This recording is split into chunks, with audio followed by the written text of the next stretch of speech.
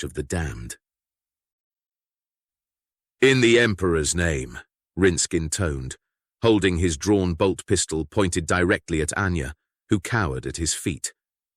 The turbulent mountain wind violently whipped around them at the cliff's edge. As he watched, Smyrn's hands trembled, his knuckles white against the grip of his lasgun. His breath came in sharp, ragged bursts, almost drowned out by the howling gale. Before him, Commissar Rinsk stood resolute, his eyes filled with cold, unyielding judgment. "I grant you the Emperor's mercy," Rinsk declared, pressing the muzzle of his pistol against Anya's head. The lasgun fired. The bolt of energy struck Rinsk squarely in the back, searing through his great coat and piercing his heart. His eyes widened in shock, the iron resolve shattering into a moment of confused vulnerability. As his body began to topple sideways, his commissar's cap was swept off by the relentless wind, spinning away into the swirling purple sky above. Then Rinsk's body fell from the high cliff and disappeared into the abyss below. Silence followed, a brief, tense stillness that contrasted with the chaos that had just unfolded. Anya looked over at Smyrn, who still held his lasgun in the firing position, tears in her eyes. "What have you done?" she asked in a trembling voice. Smyrn lowered his weapon and met her gaze. "What I had to." A few days earlier, the remnants of the once proud Astra Militarum regiment trudged through the jagged mountains, their faces gaunt and eyes hollow. Uniforms hung in tatters, and skin was smeared with dirt and dried blood. The sky above had turned a sickly, luminous purple, casting an eerie glow on the desolate landscape through which they marched. The 12 survivors moved with a mixture of exhaustion and determination, their movements mechanical, driven by sheer will to survive. "Forward, soldiers! Each step is a blow against the enemies of mankind. We march on!" Commissar Rinsk barked, giving a sideward glance to a couple of troopers beginning to slow at the back. Rinsk, despite their losses and sorry state, walked with his head held high, his expression hard and unyielding. Towards the rear, but not so far back as to earn the commissar's ire, marched Smyrn. Even though he was weary, his tired eyes were still sharp as he scanned the treacherous terrain of jagged rocks and sheer cliff edges, to the right of the narrow path on which they shuffled. Beside him was Anya, her presence a steadying force, as dependable as the lasgun he clutched tightly in his hands. They had been friends since they'd both been assigned to the regiment as raw recruits years ago, long before they'd been sent to defend this doomed world.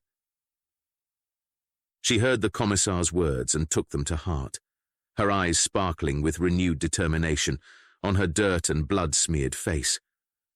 Under her breath, her voice barely audible over the howling wind, she whispered a prayer to the God, Emperor of mankind. Smyrn turned to her, a small, tired smile tugging at the corner of his mouth.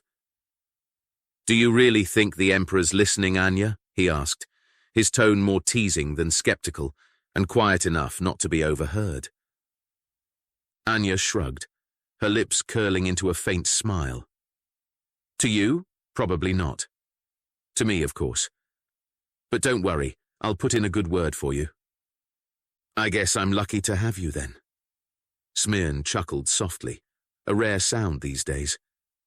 There hadn't been much merriment since their regiment had been decimated after a string of crushing defeats against the mad heretics that overran the planet.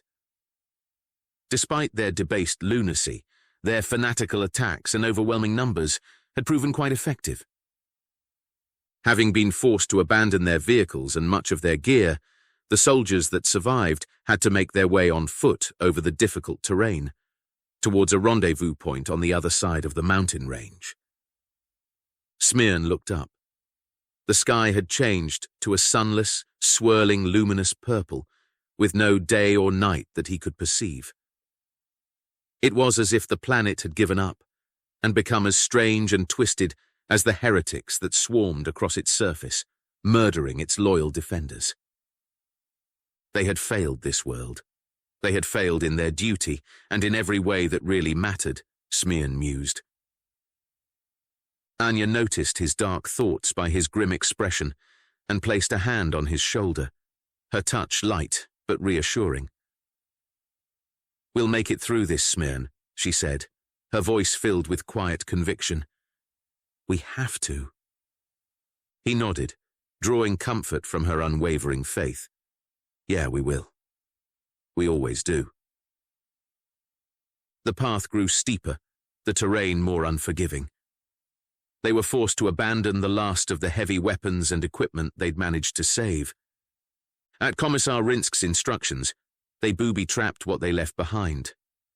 If one of the heretical traitors discovered it and tried to claim it for themselves, they'd receive quite the explosive surprise. Of course, there was always the chance another group of loyalists might come across it, but Smyrn thought that unlikely. If he was honest with himself, he wouldn't be surprised if they were the last loyal defenders of the Imperium left on the whole accursed planet.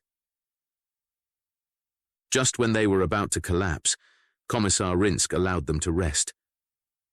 The soldiers huddled together for warmth, their greatcoats pulled tightly around their bodies, breaths visible in the frigid air. The camp was silent, save for the occasional rustle of fabric or murmur of a restless dream. The night air howled like a banshee, making it difficult to sleep, and those that did had dreams haunted by nightmares of otherworldly horrors that hungered for their very souls. A few hours later, Smyrn lay with his lasgun cradled against his chest, eyes closed, trying to find some peace amid the turmoil. He was teetering on the edge of sleep when something wet and sticky flopped against his face. Half asleep, he swatted it away, thinking it was a stray piece of fabric or some mountain insect. Then it happened again. This time he opened his eyes, tired grogginess quickly giving way to horror. A tendril, dark and slimy, was probing out from beneath the greatcoat of one of the soldiers huddled beside him. Smyrn recoiled, a cry of alarm escaping his lips as he raised his lasgun instinctively. "What in the Emperor's name?" he gasped, his voice trembling. His outburst stirred the others. Commissar Rinsk was instantly alert, his steely gaze snapping to the source of the disturbance, joined by the other soldiers who gathered to see what had caused Smyrn's alarm. The young soldier, barely more than a boy, clutched his greatcoat tighter around himself, eyes wide with terror. The tentacle, still partially exposed, writhed as if in excitement at all the attention. "Please no," the young soldier begged, tears streaming down his dirty cheeks. "I didn't want this. I'm not one of them." Rinsk stepped forward, his presence a looming shadow of authority. His voice was so stern and commanding that even the ceaseless growl of the bitter wind fell silent when he spoke. "The forces of chaos seek to corrupt us all," he said, "to twist our flesh and souls. I will save your soul by giving you the Emperor's mercy before it's too late. And have no doubt, it is a mercy. For only madness and death await those touched by such abhorrence." The soldier's eyes widened with fear, his weeping turning to outright wails. "No, please, I can fight it. I can still—" he began, but fell silent as Rinsk drew his bolt pistol and pressed the muzzle against the boy's forehead. "In the Emperor's name," Rinsk intoned and pulled the trigger. The crack of the bolt pistol was deafening, a sharp punctuation to the grim scene. The young soldier's body crumpled, falling where he had huddled to sleep but a few moments before. His eyes stared lifelessly at the dark sky that swirled above. Rinsk holstered his pistol and turned to the others, his expression hard as granite. "Gather your things. We move out now." The soldiers, shaken and silent, obeyed. Smyrn felt a chill that had nothing to do with the mountain wind. He glanced at Anya, who looked back with eyes that mirrored his own growing despair. Then they moved on, the weight of their comrade's death hanging heavy in the air. Smyrn and Anya were scouting ahead of the main group, about 2 miles from where they had stopped to rest, when they heard the distant sound of guttural chanting up ahead. As they neared a clearing, they stopped, peering through the underbrush to see a group of half-naked men gathered around a profane altar stone. Their bodies swayed rhythmically to their chant as they cut crude sigils into their own flesh. Smyrn and Anya retreated quietly and reported back to Commissar Rinsk, who listened with his typical stoic expression. His orders were clear and precise. Then he motioned for silence by pressing a finger to his lips, and the guardsmen moved to attack.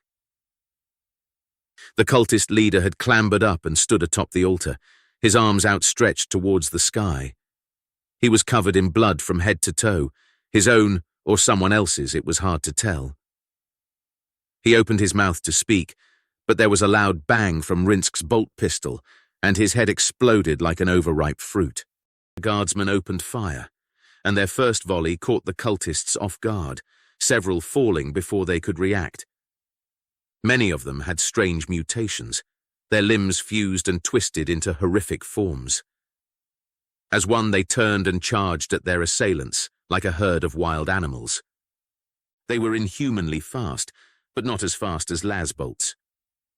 The combined weight of fire from the guardsmen's weapons dispatched the once human things before they managed to reach them. Just as fast as it had started, it was all over, the clearing thick with the stench of blood and ozone. Commissar Rinsk strode towards the cultists they had cut down, his face a mask of disdain. He inspected the sacrificial altar, its surface slick with fresh blood. With a contemptuous sneer, he spat on the profane structure, the saliva sizzling slightly as it touched the tainted stone. "Abominations," Rinsk muttered, his voice filled with cold fury. "The Emperor's wrath upon them all." Suddenly a shout broke the uneasy silence. "Throne, what is this?" The soldiers turned as one to see an older guardsman with thinning grey hair, his face pale with shock. He had removed his fur hat, revealing a third eye, bloodshot and blinking, that had grown in the middle of his forehead. Commissar Rinsk walked over to him with a measured stride. There was no hesitation in his movements, only a grim resolve. He placed a firm hand on the soldier's shoulder. "I'm sorry," Rinsk said, his voice surprisingly gentle. "Put your faith in the Emperor. He will guide your soul to peace." "I can cut it out. I'm sure I can. If you just pass me a knife, I'll—" the trooper pleaded. But in one fluid motion, Rinsk drew his bolt pistol and silenced him forever. Rinsk holstered his gun, his expression hardening once more. "There is no time to mourn. We honor the fallen by doing our duty. We move to the rendezvous, before it is too late for any of us." They marched on for about 8 hours, until they found a narrow ledge to rest on, surrounded by rocks twisted into vaguely human shapes. The unsettling formations loomed over them, casting eerie shadows in the unnatural light of the luminous purple sky. After a brief sleep, haunted by more terrible nightmares, they awoke to find 2 more troopers showing signs of mutation. One had sprouted a mass of writhing tentacles, where one of his arms should have been, while the other's skin had turned a sickly green and was covered in hard, chitinous plates. Commissar Rinsk approached the afflicted soldiers, his expression cold and unyielding. The mutated men looked up at him with fear and pleading in their eyes. Without saying a word, Rinsk fired a bolt round into each of them, and then turned to the remaining Imperial Guard troopers. "Move out. We're to be over the peak by the end of the day," he said, and led the way. The surviving soldiers, their wills as broken as their bodies were tired, fell into step behind him. The world around them had changed. The thin trees they passed had grown eyes, grotesque and bulging, watching their every move with malevolent intent. Shadows whispered and slithered on their own as the sky churned ever more chaotically above. Smyrn found himself constantly glancing over his shoulder, the piercing eyes of the trees feeding his paranoia. Anya fidgeted nervously beside him, her eyes darting around, muttering imperial primers to herself in an attempt to drown out the whispers she heard carried on the wind. As they navigated along a particularly treacherous path beside a sheer drop, Anya suddenly dropped her lasgun. The clatter of the weapon against the rocky ground drew everyone's attention. Smyrn turned to her, and his heart sank when he saw the horrifying reason. The fingers of her hand had become fused into a crab-like claw, and orange and red scales had begun to form on her skin. "No," Smyrn whispered, his voice trembling. "Not you too." Commissar Rinsk, ever vigilant, stepped forward with his bolt pistol drawn. "Such corruption cannot be tolerated. My duty is clear," he said. Anya's eyes welled with tears as she sank to her knees. Smyrn's mind raced. The horror-filled nightmares, seeing so many comrades executed, and the crushing weight of losing his best friend were just too much for him to bear. Something within him broke. As Rinsk pressed his bolt pistol against her head, Smyrn raised his lasgun and aimed directly at the commissar's back. "Throne, forgive me," he said under his breath, and squeezed the trigger. The lasgun fired, and a bolt of scarlet energy struck Rinsk squarely in the back, searing through his great coat and piercing his heart. His eyes widened in shock, the iron resolve shattering into a moment of confused vulnerability. As his body began to topple sideways, his commissar's cap was swept off by the relentless wind, spinning away into the swirling purple sky above. Then Rinsk's body fell from the high cliff and disappeared into the abyss below. Silence followed, a brief, tense stillness. Anya looked over at Smyrn, who still held his lasgun in the firing position, tears in her eyes. "What have you done?" she asked in a trembling voice. Smyrn lowered his weapon and met her gaze. "What I had to." "What do we do now?" asked a guardsman behind them. Smyrn had expected the others to turn their own weapons on him, but instead they looked to him for leadership now. "Whatever we have to," he told them. "Whatever we need to do to survive." I hope you enjoyed the story. If you did, please consider giving it a like or subscribing to become a member of our ever-growing Imperium of subscribers. Thank you and goodbye. Until our next adventure.